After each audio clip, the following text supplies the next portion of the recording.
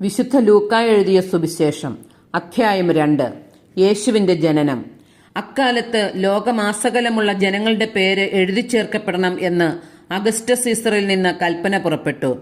കിരിനിയോസ് സിറിയയിൽ ദേശാധിപതിയായിരിക്കുമ്പോൾ അവിടുത്തെ ഈ പേരെഴുത്തു നടന്നു.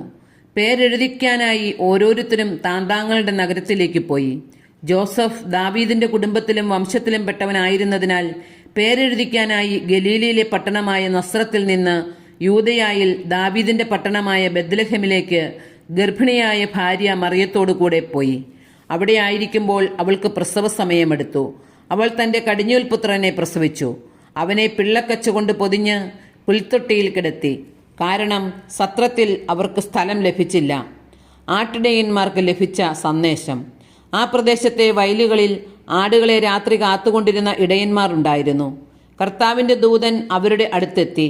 കർത്താവിന്റെ മഹത്വം അവരുടെ മേൽ പ്രകാശിച്ചു. അവർ വളരെ ഭയപ്പെട്ടു. ദൂതൻ അവരോട് പറഞ്ഞു, ഭയപ്പെടേണ്ട, ഇതാ സകല ജനത്തിനും വേണ്ടിയുള്ള വലിയ സന്തോഷത്തിന്റെ സദ്വാർത്ത ഞാൻ നിങ്ങളെ അറിയിക്കുന്നു. ദാവീദിന്റെ പട്ടണത്തിൽ നിങ്ങൾക്കായി ഒരു രക്ഷകൻ, കർത്താവായ ക്രിസ്തു ഇന്ന് ജനിച്ചിരിക്കുന്നു. ഇതായിരിക്കും നിങ്ങൾക്ക് അടയാളം. പിള്ളക്കച്ചുകൊണ്ട് പൊതിഞ്ഞ് പുൽത്തൊട്ടിയിൽ കിടത്തിയിരിക്കുന്ന ഒരു ശിശുവിനെ നിങ്ങൾ കാണും. പെട്ടെന്ന് സ്വർഗീയ സൈന്യത്തിന്റെ ഒരു വ്യൂഹം ആ ദൂതനോടുകൂടെ പ്രത്യക്ഷപ്പെട്ട് ദൈവത്തെ സ്തുതിച്ചുകൊണ്ട് പറഞ്ഞു, അത്യുന്നതങ്ങളിൽ ദൈവത്തിന് മഹത്വം, ഭൂമിയിൽ ദൈവകൃപ ലഭിച്ചവർക്ക് സമാധാനം. ദൂതന്മാർ അവരെ വിട്ട് സ്വർഗത്തിലേക്ക് പോയപ്പോൾ ആട്ടിടയന്മാർ പരസ്പരം പറഞ്ഞു, നമുക്ക് ബെത്ലഹേം വരെ പോകാം.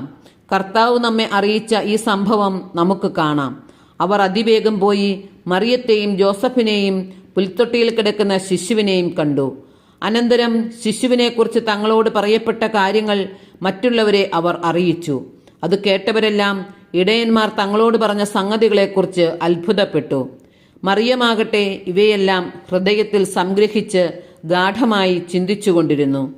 തങ്ങളോട് പറയപ്പെട്ടതുപോലെ കാണുകയും കേൾക്കുകയും ചെയ്ത സകല കാര്യങ്ങളെയും കുറിച്ച് ദൈവത്തെ മഹത്വപ്പെടുത്തുകയും സ്തുതിക്കുകയും ചെയ്തുകൊണ്ട് ആ ഇടയന്മാർ തിരിച്ചുപോയി. പരിച്ഛേദനം, സമർപ്പണം. ശിശുവിന്റെ പരിച്ഛേദനത്തിനുള്ള 8-ാം ദിവസമായപ്പോൾ അവൻ ഗർഭത്തിൽ ഉരുവാകുന്നതിന് മുമ്പ് ദൂതൻ നിർദ്ദേശിച്ചിരുന്ന യേശു എന്ന പേര് അവന് നൽകി. മോശയുടെ നിയമമനുസരിച്ച് ശുദ്ധീകരണത്തിനുള്ള ദിവസങ്ങൾ പൂർത്തിയായപ്പോൾ അവർ അവനെ കർത്താവിന് സമർപ്പിക്കാൻ ജെറുസലേമിലേക്ക് കൊണ്ടുപോയി. കടിഞ്ഞൂൽ പുത്രന്മാരൊക്കെയും കർത്താവിന്റെ പരിശുദ്ധൻ എന്ന് വിളിക്കപ്പെടണമെന്നും 1 ജോഡി ചെങ്ങാലികളെയോ 2 പ്രാവിൻ കുഞ്ഞുങ്ങളെയോ ബലിയർപ്പിക്കണമെന്നും കർത്താവിന്റെ നിയമത്തിൽ പറഞ്ഞതനുസരിച്ചാണ് അവർ അങ്ങനെ ചെയ്തത്. ശിമയോനും അന്നായും. ജെറുസലേമിൽ ശിമയോൻ എന്നൊരുവൻ ജീവിച്ചിരുന്നു. അവൻ നീതിമാനും ദൈവഭക്തനും ഇസ്രായേലിന്റെ ആശ്വാസം പ്രതീക്ഷിച്ചിരുന്നവനും ആയിരുന്നു. പരിശുദ്ധാത്മാവ് അവന്റെ മേലുണ്ടായിരുന്നു. കർത്താവിന്റെ അഭിഷിക്തനെ കാണുന്നതുവരെ മരിക്കുകയില്ല എന്ന് പരിശുദ്ധാത്മാവ് അവന് വെളിപ്പെടുത്തിയിരുന്നു. പരിശുദ്ധാത്മാവിന്റെ പ്രേരണയാൽ അവൻ ദേവാലയത്തിലേക്ക് വന്നു. നിയമപ്രകാരമുള്ള അനുഷ്ഠാനങ്ങൾക്കായി ശിശുവായ യേശുവിനെ മാതാപിതാക്കന്മാർ ദേവാലയത്തിൽ കൊണ്ടുചെന്നു. ശിമയോൻ ശിശുവിനെ കയ്യിലെടുത്ത് ദൈവത്തെ സ്തുതിച്ചുകൊണ്ട് പറഞ്ഞു, കർത്താവെ, അവിടുത്തെ വാഗ്ദാനമനുസരിച്ച് ഇപ്പോൾ ഈ ദാസനെ സമാധാനത്തിൽ വിട്ടയക്കണമേ. എന്തെന്നാൽ സകല ജനതകൾക്കും വേണ്ടി അങ്ങ് ഒരുക്കിയിരിക്കുന്ന രക്ഷ എൻ്റെ കണ്ണുകൾ കണ്ടുകഴിഞ്ഞു. അത് വിജാതീയർക്ക് വെളിപാടിന്റെ പ്രകാശവും അവിടുത്തെ ജനമായ ഇസ്രായേലിന്റെ മഹിമയുമാണ്. അവനെക്കുറിച്ച് പറയപ്പെട്ടതെല്ലാം കേട്ട് അവന്റെ പിതാവും മാതാവും അത്ഭുതപ്പെട്ടു. ശിമയോൻ അവരെ അനുഗ്രഹിച്ചുകൊണ്ട് അവന്റെ അമ്മയായ മറിയത്തോട് പറഞ്ഞു, ഇവൻ ഇസ്രായേലിൽ പലരുടെയും വീഴ്ചയ്ക്കും ഉയർച്ചയ്ക്കും കാരണമാകും. ഇവൻ വിവാദ വിഷയമായ അടയാളവുമായിരിക്കും. അങ്ങനെ അനേകരുടെ ഹൃദയവിചാരങ്ങൾ വെളിപ്പെടും. നിന്റെ ഹൃദയത്തിലൂടെ ഒരു വാൾ തുളച്ചു കയറുകയും ചെയ്യും. ഫനുവേലിന്റെ പുത്രിയും ആഷേർ വംശജയുമായ അന്ന എന്നൊരു പ്രവാചികയും അവിടെ ഉണ്ടായിരുന്നു. ഇവൾ കന്യകാപ്രായം മുതൽ 7 വർഷം ഭർത്താവിനോടൊത്തു ജീവിച്ചു. 84 വയസ്സായ ഈ വിധവ ദേവാലയം വിട്ടുപോകാതെ രാപകൽ ദൈവത്തെ സ്തുതിച്ചുകൊണ്ട് ഉപവാസത്തിലും പ്രാർത്ഥനയിലും കഴിയുകയായിരുന്നു.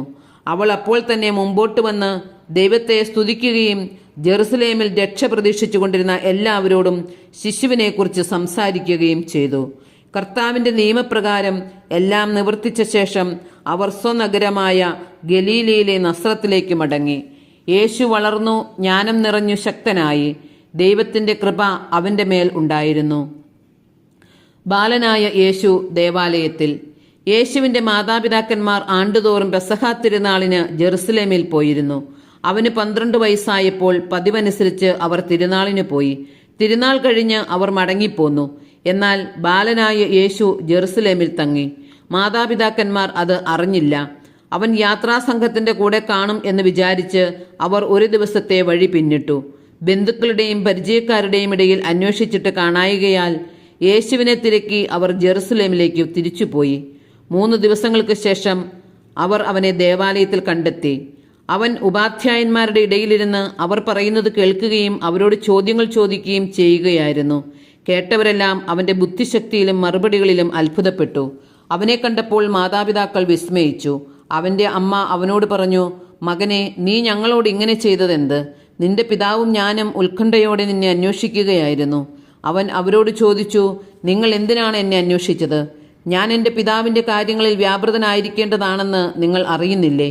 അവൻ തങ്ങളോട് പറഞ്ഞതെന്തെന്ന് അവർ ഗ്രഹിച്ചില്ല. പിന്നെ അവൻ അവരോടൊപ്പം പുറപ്പെട്ട് നസ്രത്തിൽ വന്ന് അവർക്ക് വിധേയനായി ജീവിച്ചു. അവൻ്റെ അമ്മ ഇക്കാര്യങ്ങളെല്ലാം ഹൃദയത്തിൽ സംഗ്രഹിച്ചു. യേശു ജ്ഞാനത്തിലും പ്രായത്തിലും ദൈവത്തിൻ്റെയും മനുഷ്യരുടെയും പ്രീതിയിലും വളർന്നു വന്നു.